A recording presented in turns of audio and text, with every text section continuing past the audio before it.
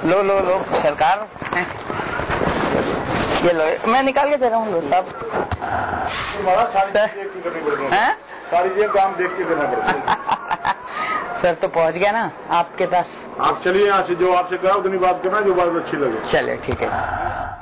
Head constable Devendra Kumar और deputy jailer Subhash Sharma के बाद हमारी मुलाकात तिहाड़ में तैनात हेड कांस्टेबल सुदेश से हुई।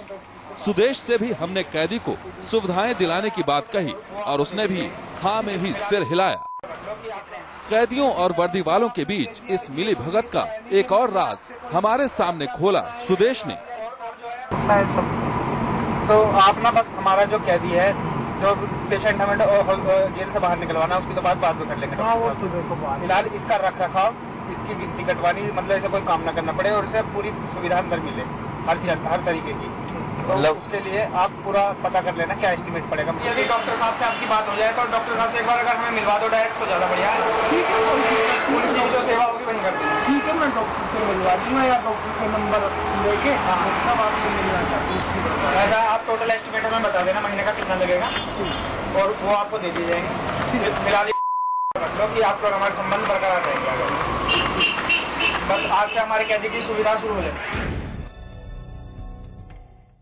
उन्हें आपसे फैसिलिटी मिलनी शुरू हो जाए, उस वजह से हम आपके पास आए। ठीक है, मैं बात कर लूंगी आज, है ना।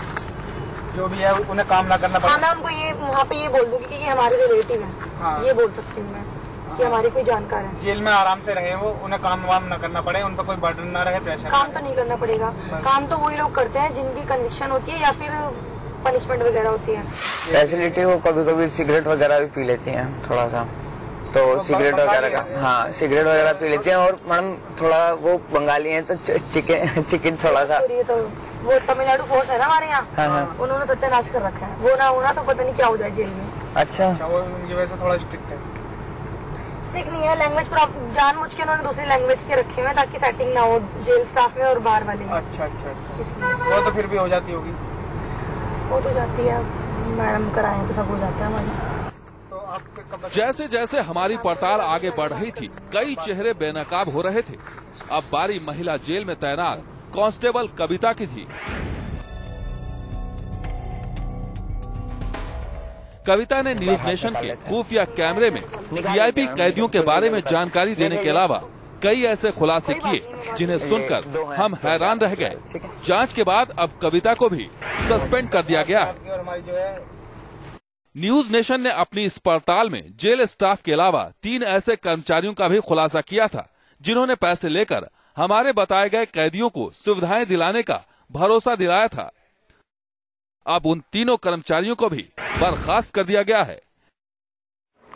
लेकिन सवाल उठता है कि क्या केवल छोटी मछलियों को सजा देने से तालाब की गंदगी साफ हो जाएगी? Team news nation. लेकिन देश के सामने जो सबसे बड़ा मुद्दा है वो है कि जेल में सुधार आखिर कब होंगे। हमारे साथ वरिष्ठ वकील गौरांग कंठ साहब जुड़ रहे हैं, नीलम कटारा जी हमारे साथ इस चर्चा में जुड़ेंगी और मेरे सहयोगी भी इस में जुड़ेंगे। लेकिन हम यहां पर आपको बता दें कि दरअसल बड़े लोग आखिर क्यों बच जाते हैं और यही कारण है कि हम कभी कोई सबक नहीं सीखते। नीलम कटारा जी, पहला रिएक्शन मैं आपका जानना चाहूंगा। तिहाड़ जेल ने आखिरकार कार्रवाई की है और डिप्टी जेलर समेत बाकी जो भी कर्मचारी थे, 2 हेड कांस्टेबल और 1 महिला कांस्टेबल, उन्हें सस्पेंड कर दिया है।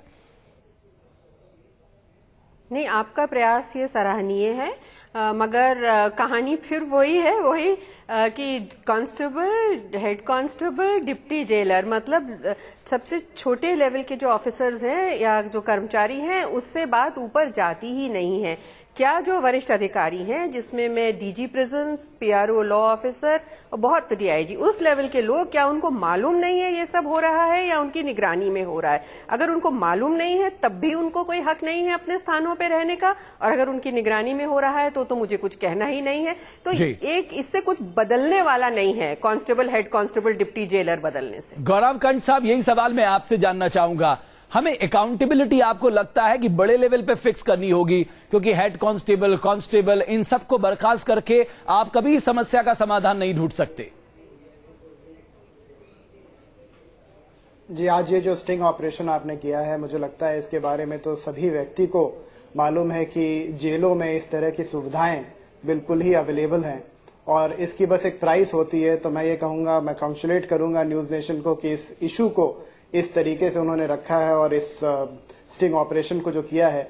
और ये सिर्फ छोटे मछलियों को, जो नीलम कटारिया जी भी कह रही हैं कि छोटे कांस्टेबल, हेड कांस्टेबल और डिप्टी सुपरिटेंडेंट, इन सबको सस्पेंड करने से ये चीज का अंत नहीं होगा। इस चीज की अंत तब होगी जबकि अकाउंटेबिलिटी होगी ऊपर से लेके नीचे तक।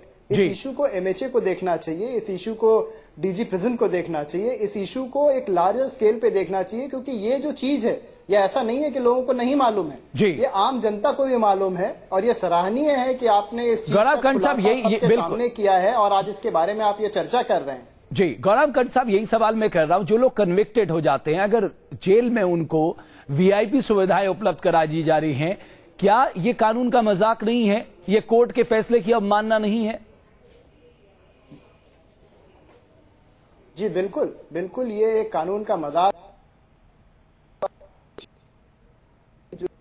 आदमी है, वो अगर जेल गया है तो वो जेल मैनुअल के तहत में उसका वहां पे रहना होना चाहिए। ये नहीं कि उसको जो भी सुविधाएं अवेलेबल हो सकती हैं वो सारी सुविधाएं उसको मिल रही हैं। ये तो बिल्कुल ही इसको तो बिल्कुल ही खत्म कर देना चाहिए। और मुझे लगता है इसके लिए सख्त स्तर पे मंत्रियों। चलिए गौरव कंठ साहब, नीलम कटारा जी, आप मेरे साथ बने रहिए, मैं आऊंगा आपके पास। आइए आपको दिखाते हैं कि ऑपरेशन काला पानी का असर किस तरह से देखने को मिला है, किस तरह से तिहाड़ जेल हरकत में आया है और उसने डिप्टी सुपरिटेंडेंट समेत 4 लोगों को सस्पेंड कर दिया। आप देखिए, deputy jailer Tihar jail Subhash Sharma suspend कर दिए गए। ये हमारे काम कराने की बात कर रहे थे और हमारे रिपोर्टर से कह रहे थे फालतू मत बोलो, आपका काम हो जाएगा। देवेंद्र कुमार, हेड कांस्टेबल तिहाड़, दरअसल ये वो कड़ी थी जो हमें सुभाष शर्मा तक लेकर गया था और इनका भी वही हुआ जो सुभाष शर्मा का हुआ। सुदेश कुमार, हेड कांस्टेबल, सारी सुविधाएं मुहैया कराने की बात कर रहा था पैसों के दम पे और इसे भी सस्पेंड कर दिया गया। महिला कांस्टेबल कविता, आपने सुना होगा, अगर ये तमिलनाडु फोर्स नहीं होती तो जेल में न जाने क्या क्या हो जाता। ये कहना था इस कांस्टेबल का, घूस लेते पकड़ी गई, सस्पेंड। मोहम्मद इशाक, डासना जेल में सब कुछ मुहैया करा देंगे अगर आप हमें पैसे देंगे, इन्हें भी सस्पेंड कर दिया गया। मनोज कुमार नागर, इनका भी नतीजा वही हुआ, डासना जेल से इन्हें सस्पेंड कर दिया गया। ये हम आपको दिखा रहे हैं ऑपरेशन काला पानी का असर किस तरह से देखने को मिला है, लेकिन साथ ही हम कह रहे हैं क्या इतने भर से जेलों में सुधार हो जाएगा। Deputy jailer Meerut jail DK Singh घूस लेते हमारे कैमरे के सामने आए और सस्पेंड कर दिए गए। राजेंद्र सिंह कांस्टेबल मेरठ, इनका भी हश्र वही हुआ जो बाकियों का हुआ। ऑपरेशन काला पानी में कैमरे में घूस लेते पकड़े गए, सस्पेंड हो गए। देशराज भाटी, हेड कांस्टेबल मेरठ, इन्हें भी बर्खास्त कर दिया गया। श्रीकांत, कांस्टेबल मेरठ, इन्होंने भी यहां तक कह दिया कि अगर किसी कैदी की पिटाई भी करनी हो वो भी हो जाएगा, लेकिन उसके लिए खर्च करने होंगे पैसे, suspend. MS Saraswat, constable Meerut jail, इन्हें भी सस्पेंड कर दिया गया है। यानी ऑपरेशन काला पानी का आप व्यापक असर देख सकते हैं। शैलेंद्र श्रीवास्तव मुजफ्फरनगर के डिप्टी जेलर घूस लेते रंगे हाथों पकड़े गए और इन्हें तुरंत सस्पेंड कर दिया गया। एसके यादव, कांस्टेबल मुजफ्फरनगर, इन्होंने भी हमें भरोसा दिलाया कि अगर आप पैसे देंगे तो वो सारी सुविधाएं आपके कैदी को मुहैया करा सकते हैं। शिवराज सिंह, मुंशी, मुजफ्फरनगर, इनका भी हश्र वही हुआ। ऑपरेशन काला पानी के बाद इन्हें भी सस्पेंड कर दिया गया और इनके भाई केपी सिंह का भी हाल वही हुआ जो इनके बड़े भाई का हुआ। मुंशी देवी मुजफ्फरनगर में इन्हें भी घूस लेते दिखाया गया और ये सस्पेंड हो गए।